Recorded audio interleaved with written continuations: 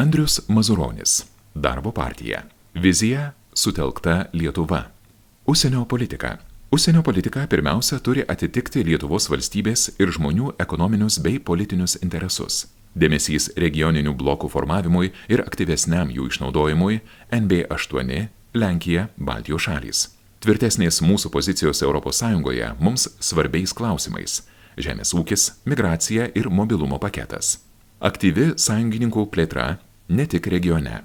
Saugumas. Esu prieš naujus gynybos mokesčius. Turime ieškoti efektyvesnių būdų racionaliau panaudoti esamas lėšas.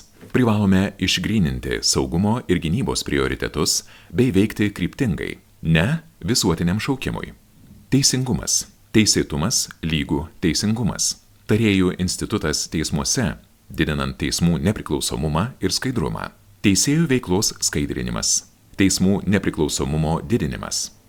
Ekonomika. Smulkusis ir vidutinis verslas, mokestinės aplinkos peržiūra ir kontroliuojančių institucijų mažinimas, pagalba dirbantiems pagal individualią veiklą, tai yra žmonėms, kurie darbo vietas susikuria patys. Vaikus auginančioms šeimoms. Sieksiu, kad valstybė taikytų finansinių skatinimo mechanizmus šeimoms auginančioms vaikus. Stengsiuosi, kad kiekvieną vaiką pasiektų neformaliajam švietimui skirtas krepšelis. Sieksiu, kad jaunoms šeimoms auginančioms vaikus būtų suteiktos finansinės paskatos pirmajam būstui įsigyti.